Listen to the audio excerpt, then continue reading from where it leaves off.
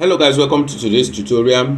In this tutorial today, I will be teaching you how to use your Docker window for effective design in CorelDRAW. Now, this is a series of CorelDRAW teaching, and this is the second lesson in this series. So in the first lesson, I covered the different things on your CorelDRAW environment. I made mention of the title bar, the toolbox, the document palette, the color palette, and one of the things I mentioned also was this Docker window. So in this video tutorial, I'm going to be going deeper on the use of Docker window.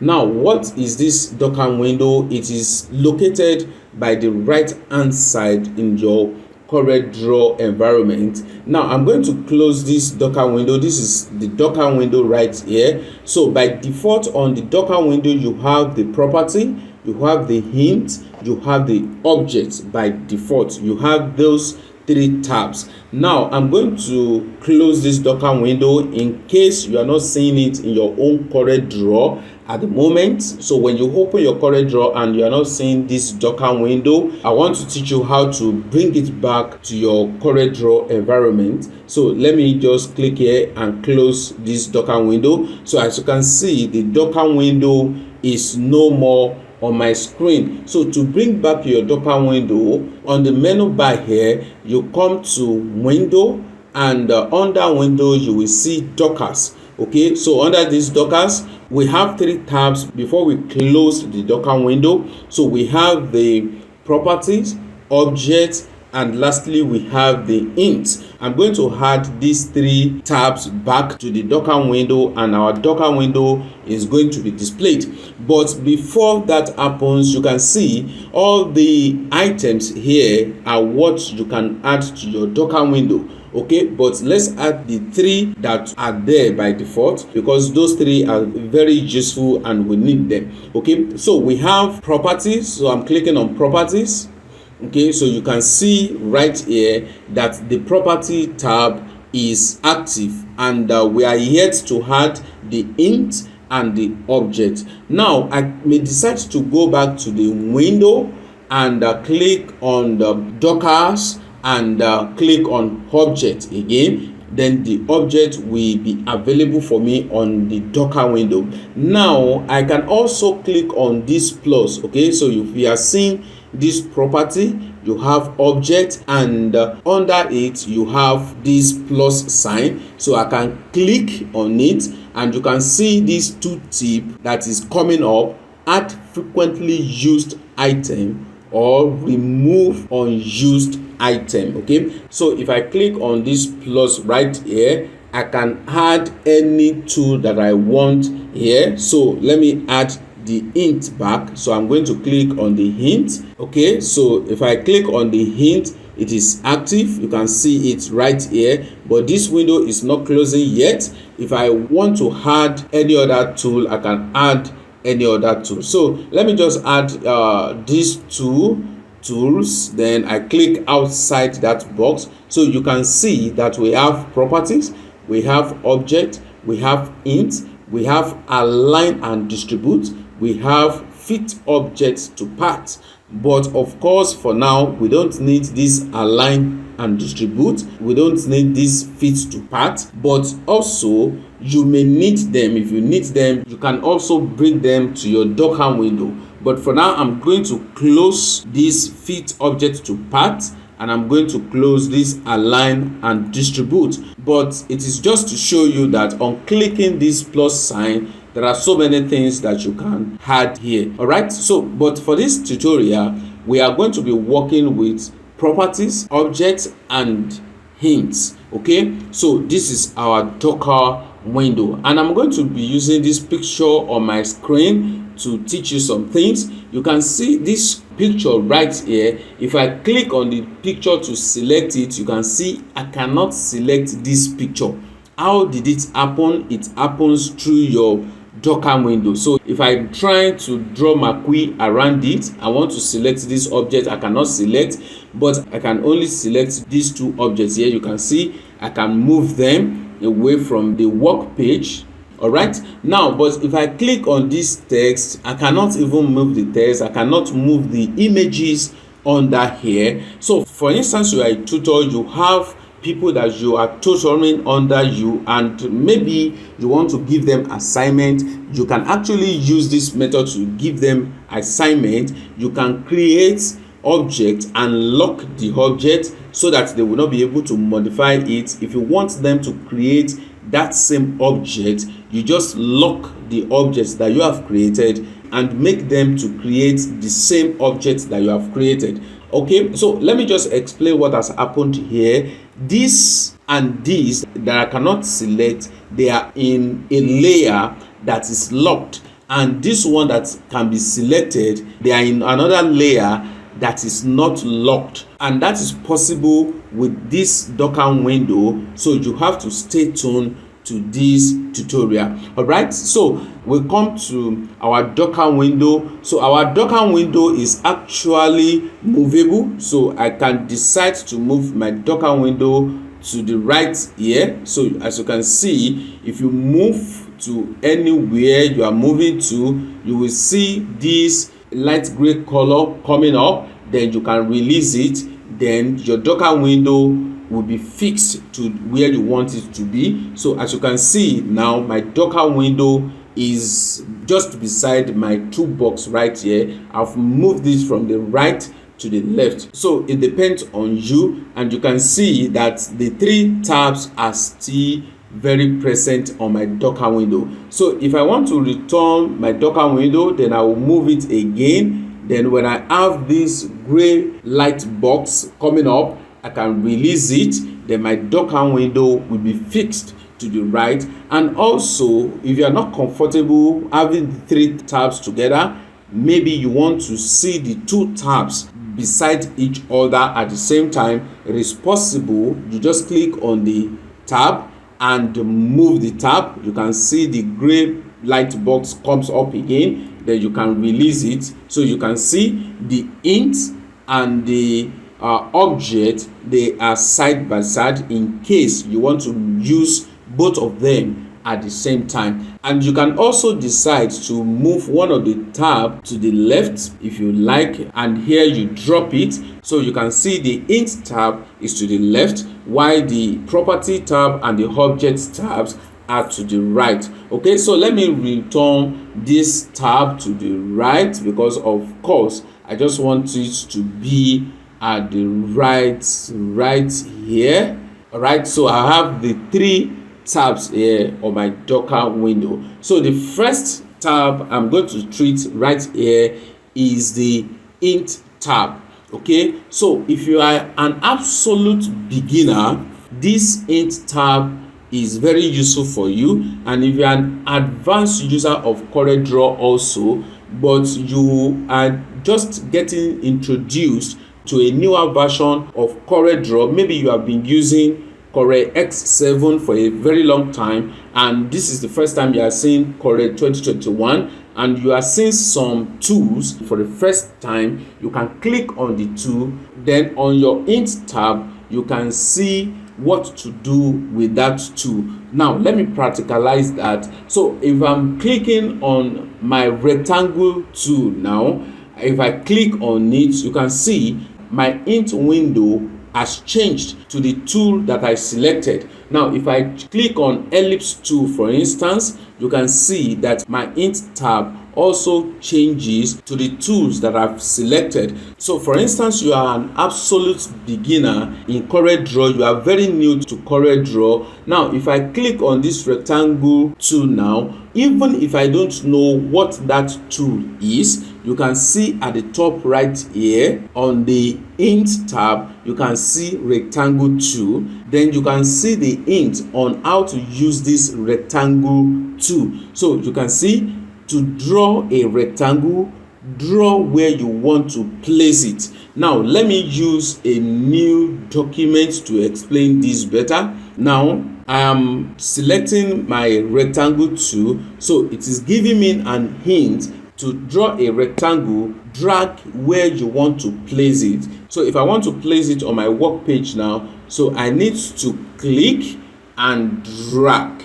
Okay, So when I click and drag, I can easily draw my rectangle. So my first object has been drawn. I have drawn my rectangle based on this hint that is given to me. Now the next hint is saying holding down Control, draw a square, while holding down Shift draws from the center. It is still on this rectangle tool, but for instance I don't want it to be a rectangle because one side of the rectangle is longer than the other side of the rectangle. But in case I want it to be a square, there's no way I can be accurate. If I just draw like this, I'm not going to be accurate with my measurement. So the tip is telling me that I should hold my Control button on my keyboard, then I'll click and drag. So you can see it will be a square, all sides equal. So this is same for all tools that you are going to be selecting from your toolbox. So if I select my text tool right here, you can see tips on how to use my text tool. So that is one importance of hint in the Docker window. Okay, so if you are an absolute beginner or you are just using a newer version of CorelDRAW, this is going to be very useful for you. Now let's go to the property. Okay, so I'm going to click on property bar. Right here I'm selecting text tool, so you can see the properties with text tool. So let me just click and type something. Let me just increase the font size so that you can see it clearly. So I will come to the font size here, or I can also come to the font size here on the property window and increase the font size, or I can also come to the top here and increase the font size. And as I'm increasing the font size here, you can see it on the property window also, it increases. So let me just click and type something. Let me just type OLA. Okay, so if I'm typing OLA, then I can increase the font size here just the way I want it. Okay, now if I want to change the font style, I can come to my property window and click on the font style and change the font style. Now this property tab is quite similar to the property bar at the top here. Okay, if you have not forgotten, in the first video I said that the property bar is dynamic, so it changes based on the objects you are selecting or based on the tool that you are selecting. The same thing is applicable to the property window here on the Docker window. Okay, so it changes, the property changes according to what is selected. Now I want to leave this text. Now I want to click on this rectangle. As you can see, the property changes to the property of a rectangle. So if I want to change the outline, for instance, the outline is the lines around the rectangle. So if I want to increase the outline, I can come here and increase it to 8.0. You can see that the outline becomes thicker. Okay, so now if I want to change the color of the outline, I can come here also and click on this red. For instance, you can see the outline changes to red, and that makes it easier for you to work with the property of any selected object or any selected tool. Okay, so now at the top here you can see on this bar we have the tab for outline, we have the tab for fill, which controls whatever you want to do in the rectangle. Then we have the tab for transparency, we have the tab for effect, and we have the tab for the summary.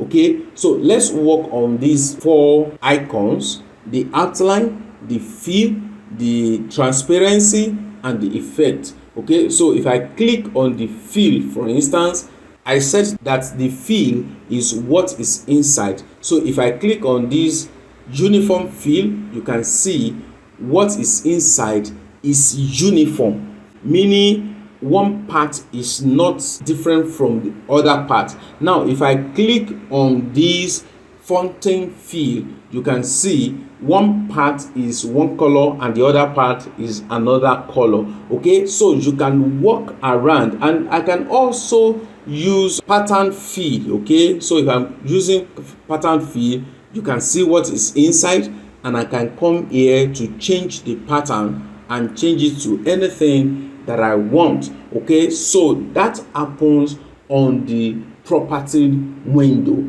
And to the next one is transparency. So I can change the transparency even when I'm using that particular fill.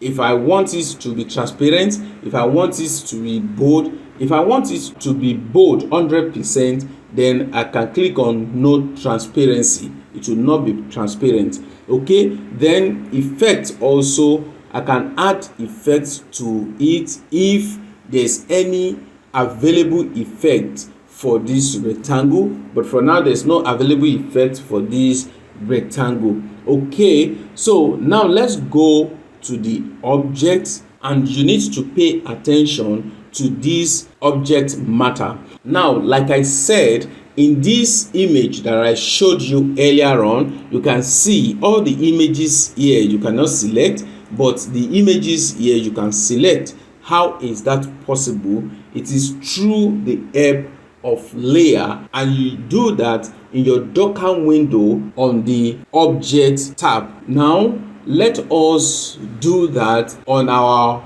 blank window. So I am going to delete this rectangle. I am going to delete this name. Now I want to explain this object very well.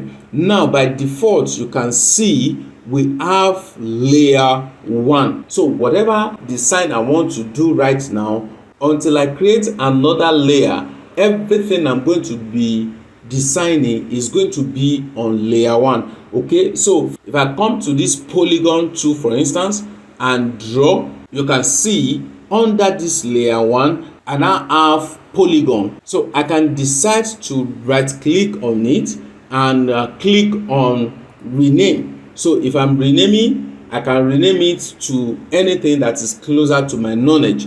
But for now, the name is polygon, and I want to leave it as polygon because it is a polygon. Now, under this layer 1, in the layer 1, I am having this eye icon. I'm having this key icon, which is to lock the layer, and I'm having this printer icon, which is to disable print. I'm going to talk on that in a jiffy. Now under this layer 1, I've created a polygon. Now I want to do something with this polygon. Let's assume that I am creating an assignment for a student of mine. So I want my student to create a polygon that is filled with a particular image, for instance. So I am going to property. I'll go to property, then I'm going under fill. I will click under fill, then I will use vector pattern fill. Okay, so you can see what is inside now, but I want to change it to something else clearer. Okay, so I want it, or let me use this. I want this to be there. Now I don't want my student to be able to move this around or edit it. I just want it to be there just the way it is. Then let me demarcate this place. So I'm going to freehand tool, then I would draw a line across. Then I want my student to draw this same object above it, but this object now I can move it around, but I don't want it to be movable. So what I will do is that I will go to the object tab here on the Docker window. Now on this layer 1, I have polygon, okay, and I have this line that I drew. Okay, so now what I want to do is that I will click on layer 1, and if I click on this eye icon, it will hide whatever is in that layer 1. I will not be able to see everything that I've drawn on layer 1. Now if I click on it again, it will bring back what I have drawn. So the essence of this is that sometimes when you are trying to make your design, you may need to hide some things temporarily. So instead of you deleting them, you can just come to your Docker window under Object tab and hide whatever you don't need on your design temporarily. Okay, so I can now click on this lock icon. Okay, so on layer 1, I'll click on lock icon.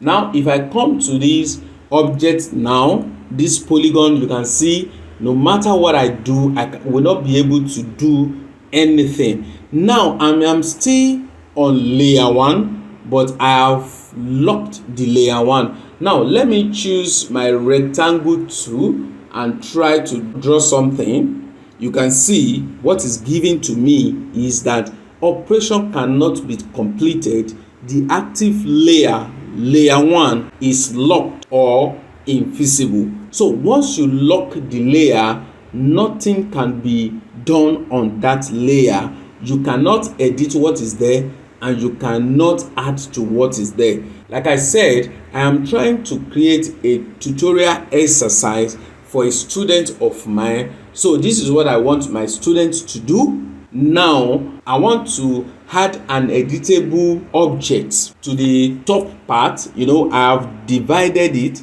So this top part, I want to add something that can be edited or deleted. So what I would do is that since I have locked layer 1, what I will do is that I will come under here and click on this icon. You can see it, new layer. So I will click on new layer. Now immediately I click on new layer, then I have layer 2.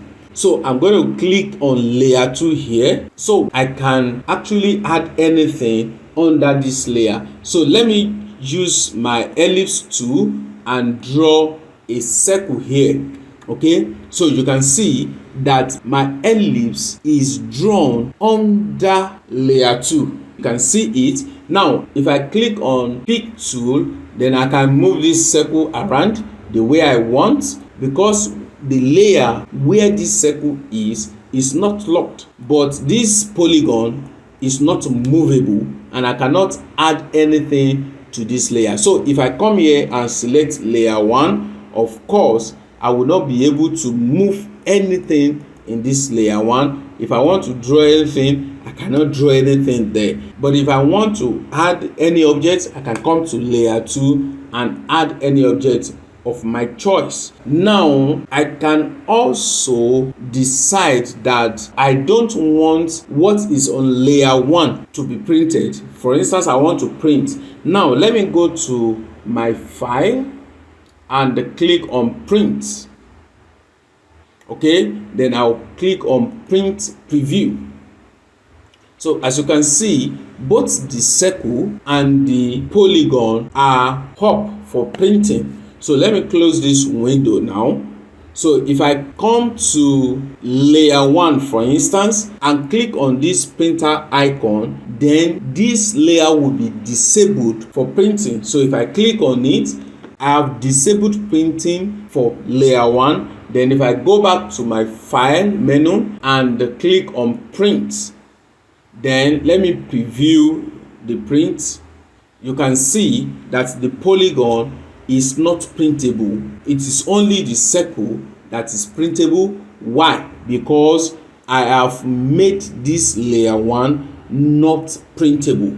And it is not only layers that you can lock. It is not only layer that you can make not printable. You can make individual objects not printable, and you can also lock individual objects. So let me unlock this layer 1. Okay, so on this layer 1, I am having this line and I'm having this polygon. You can see I can now move my polygon because I've unlocked that layer. Now I can move this line also because that layer is unlocked, but I can also decide to lock individual objects. So let me lock only this line. So you can see the key lock here. So if I click on it, this line is locked. I will not be able to move it, but I can move this polygon because I have not locked it. Another thing you can do on this Docker window on the object tab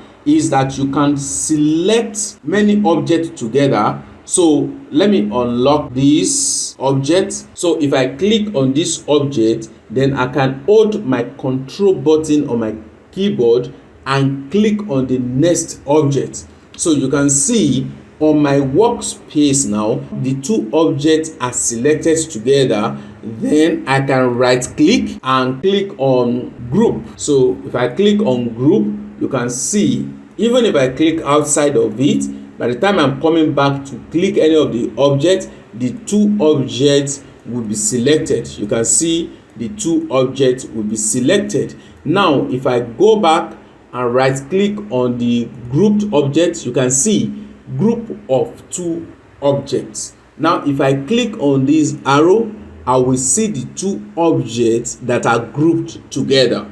Okay, now if I go back and right click on it, I can ungroup all, or I can use ungroup. So if I click on ungroup, you can see the two objects are now separated and independent. Now you can also select the two objects together. Just hold your control on your keyboard and right click. Then you can use other commands here. You can cut it, you can delete it, you can convert to curves. Okay, so those are the things that you can do with your Docker window. And don't forget that you can add other commands with these plus signs here. Alright, that will be all for this tutorial. If you like this tutorial, please give me a thumb up, like this video, share this video, and subscribe to this channel. And also I have a course on how to develop a blog, and the course is selling now. And if you are an affiliate marketer, you can also earn through this course. The commission is 25% of every sale. All right, I will see you in the next video. Thank you for watching this tutorial.